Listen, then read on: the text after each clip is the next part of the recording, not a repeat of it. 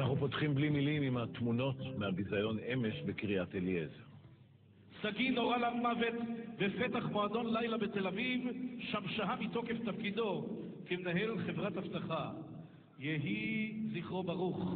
נזכור ולעולם לא נשכח שהיום 4 לנובמבר ובעוד מספר דקות לפני 12 שנה נרצח ראש ממשלתנו יצחק רבין זיכרונו לברכה על ידי מתנקש פושע ונבלה. די לאלימות. כן, רגע מאוד מאוד לא נעים כאן בקריית אליעזר. אני לא רוצה לומר איזה חלק מהקהל הגיב בשריקות ובבוז כאשר הכרוז דיבר על ראש הממשלה יצחק רבין זכרו לברכה שנרצח בתל אביב היום לפני 12 שנה. שהתביישו להם. זה הכל. שהתביישו להם.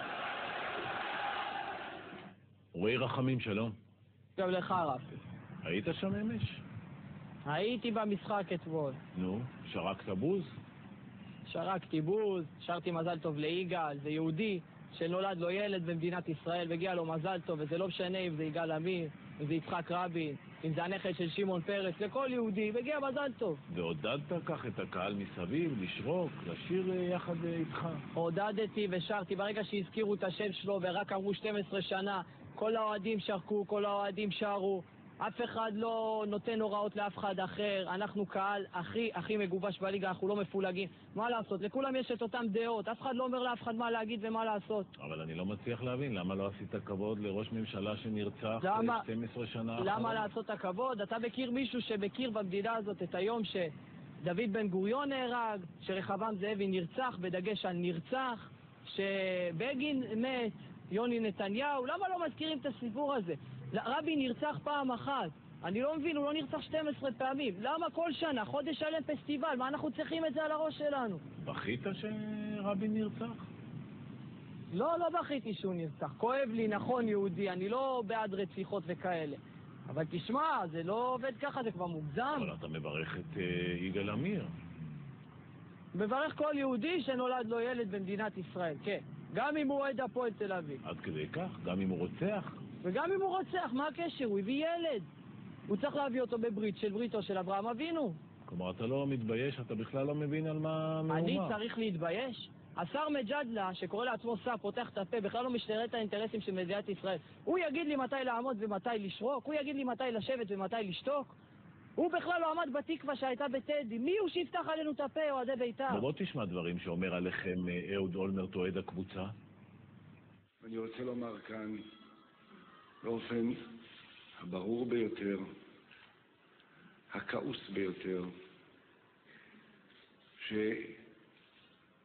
שההתנהגות לא של קומץ קטן של אוהדים, כפי שמישהו מנסה להמעיט, אלא של קבוצה גדולה, משפיעה, רועשת ומתלהמת,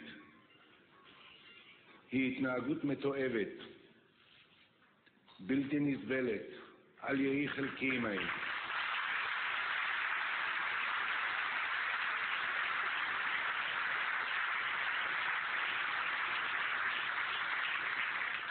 אינני צריך לומר לכם, נדמה לי שבמסגרת הגילוי הנאות על כל פרטי הביוגרפיה שלי, זה גם ידוע שאני אוהד של קבוצת בית"ר ירושלים בכדורגל.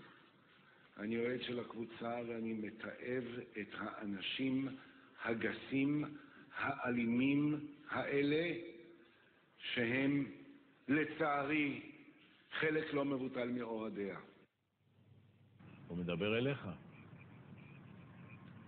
הוא מתעב אותי, בסדר, אני גם מתעב אותו, אז מה? זה הדדי. מה, הוא אוהד בית"ר? אני אוהד בית"ר, מה אכפת לי? אז על מה אתה מתעב אותו? אני גם מתעב אותו, זה הדדי, מי שמתעב אותי, אני מתעב אותו. מה, נעלבת מהדברים שלו? לא, אני לא נפגע מפגועים.